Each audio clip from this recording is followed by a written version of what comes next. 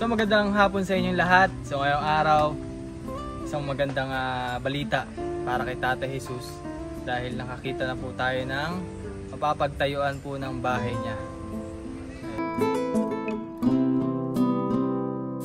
So, siyempre, nagpapasalamat din po tayo kay Kap.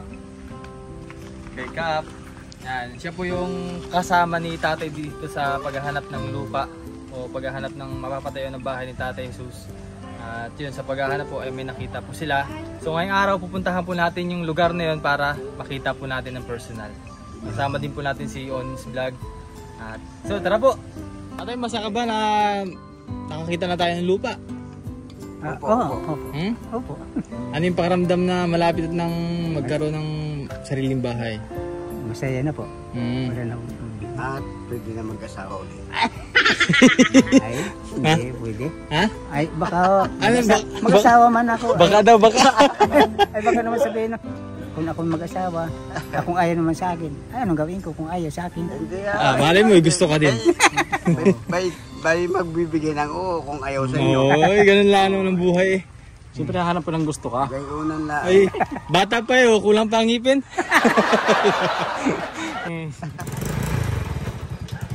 Kaya namin kayo sa may kanto sa paglabas namin center. Sige po, sige po. Saka na katay.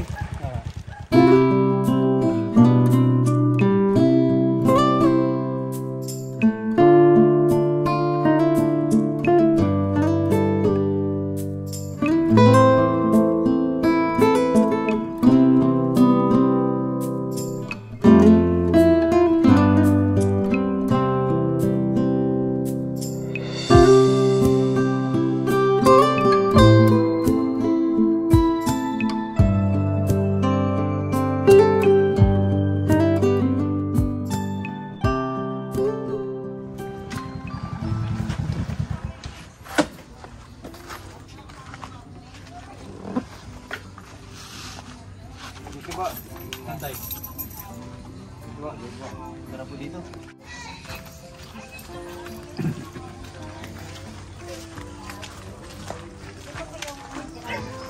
Yan po. Kayo po yung kausap ko. Dalawang gwapo nga rin.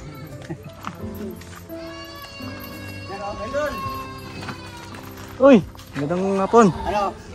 Ay, kita ang magkakagaw. Sa mo, dami yung kilala pala dito.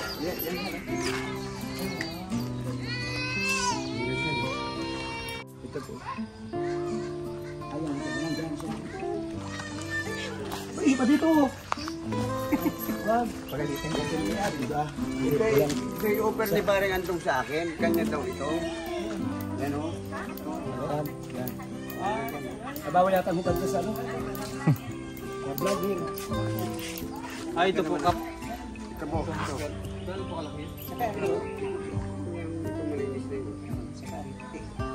Problema wala po dito pala pag malakas ang ulan. At baka babaha. Babaha o ano? Di tataas sa nyo na lang po yung ano ko sa kanila. Tambak. Nabaha po dito, kuya. Hindi masyado, hindi katulad ng una na nung hindi pa nagawa yung dike doon sa school doon. Nung nagawa na yun, hindi na masyado nagabaha. Kahit na po malakas Oo. po. Hindi masyado siya naman. May kanan pa ng lambat, ano? Yung tilapia. Para libre ulam. Hindi na mahihirapan na makuha ng ano, pulutan.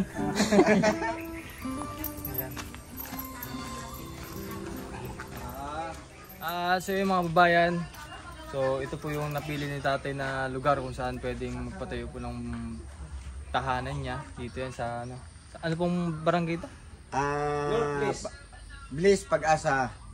North Bliss, Barangay Pag-asa po, Bansud Oriental, Mindoro. So dito po yan. Ito po yung pinakang lote na binahagi po para kay Tatay Jesus. So yun, at bali po ang mangyayari na lang po ay babalikan ko na lang po si Tatay para sa magiging plano po namin dito sa kanyang lote.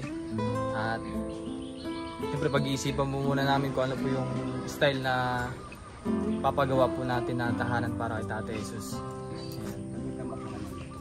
So siguro po talagang tataasan po medyo yung kanyang tahanan para hindi po maano ng baha yung kanyang bahay na po. Tay. So konting tiis lang po at At unti-unti natin tatay gagawin yung bahay po, ano. At so yun mga kababayan, nakita na po natin yung lote niya. So looking forward naman po na magiging maayos. At yun, nagpapasalamat din po ako sa mga sponsors po natin at sa mga supporters po, viewers. Maraming salamat po at kung di tayo sa inyo, hindi natin ito magagawa.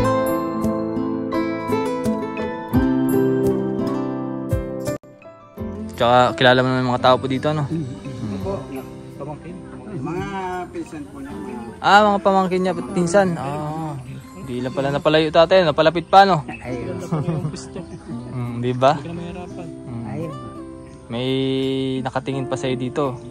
Para hindi ka nag-iisa talaga dun sa may likod ng munisipyo. Saka hindi nalalayo, may dalaga yung talaga. May dalaga pala po din eh, tay. Hindi ka nalalayo. Ay, tanda na. So yung mga kababayan, ito pala ay government property. So kaya dito na-recommend si tatay na pwede dito tumira. Ano po? Opo. Ni engineer at ni mayor. Opo. So kaya ang mga nakatira po dito ay patira po ng government. Ayan. So yayamanin pala si Tatay Kap. Meron swimming pool sa gilid. Tay. Pag nainitay masok bula. Ma-dive lang. Hindi na daw. Halimbawa, sir, pag dito ako nakatira, gagawa ako ng konting ganyan na alagay ko sa site. Kung magbukas ng plato, Parang yung ano? parang banggirahan. Banggirahan? Alam niyo Ay, yung pag naghugas naman ng Hindi ho. plato, pag naghugas pag naghugas ng plato, ay, ibang tubig. Huwag naman dyan. Kasi ibig sabihin parang lababo na rin. Yun, parang. Lababo. Lababo na ho. Lababo pala tawag yung banggirahan. Eh di nakahangin tayo dyan. Alagyan ko ng 2 haligi doon. Ngayon po sir, may ino-offer ako sa kanya na pinagpalitan ko na lababo at saka toilet bowl. Eh kung sakala niya may gustong gawa ng CR pa rin, eh pwede naman gawin. Natatay, lawak ng ligod mo. Hindi siguro, basta depende naman po sa magiging plano po. Kung ano po yung magiging resulta ng plano natin. So hindi naman po siguro lalapit yung bahay ni tatay siguro dito banda-banda ho. Kasi mahirap po yung malapit yung bahay niya dun mismo. Kasi sa naman sir, dun sa tinuro no'y parang dito. Naku, binisita ko. Kawawa siya dun. Ay, tambakan daw. Ay madilim. Bago. Ay dito pwede siyang makitap ng ilaw. Ay doon ay sus ko po. Daming lamok. Kapag tagulay bamba ay hanggang dito ang tubig doon. So yung mga babayan at naihatid na natin si tatay dito sa bahay niya. So yun po yung pinahanlupa niya, no. Nakita na po natin ng personal. At success naman po yung paghahanap natin ng lupa dahil sigurado na po na meron siya na sariling matatawag na sariling lupa. Ayan. Update ko na lang po kayo sa magiging plano ng bahay ni tatay.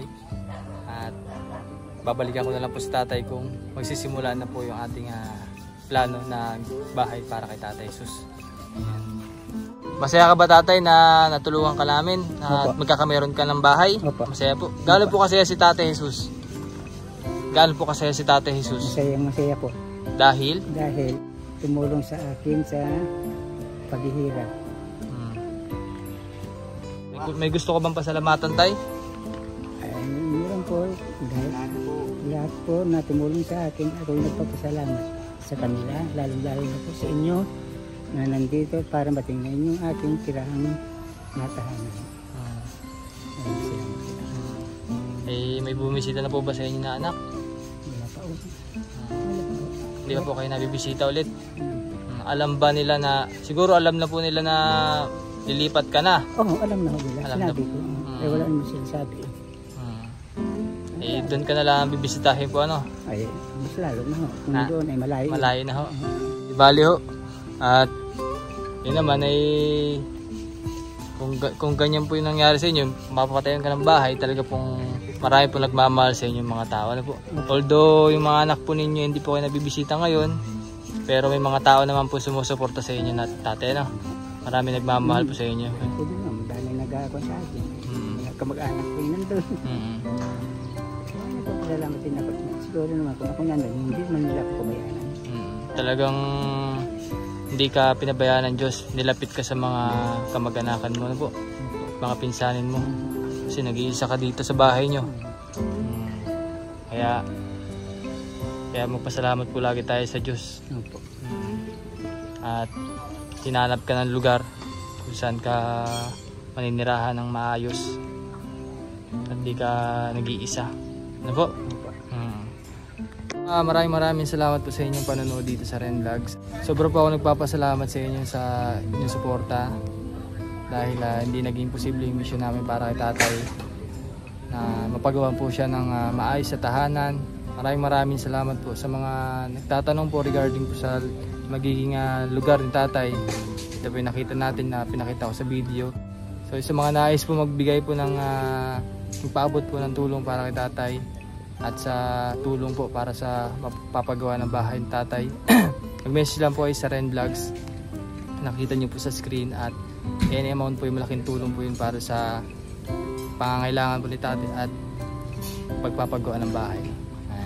At sa mga nais pong order po ng Pugong Biyahero t-shirt, ayan, black and white po yung available natin ngayon. Malaking tulong po yun. Yung pinakangkikitain po dito ay ipang share din po natin sa mga katulad ni Tatay Jesus, sa mga tao na nangangailangan. Malaking tulong po yun. So mag-message lang po kayo sa Ren Vlogs Facebook page po. At shoutout kay Onens Vlog, kasama po natin dito sa Oriental Mindoro. Maraming salamat po at this is Ren Vlog. Peace out po.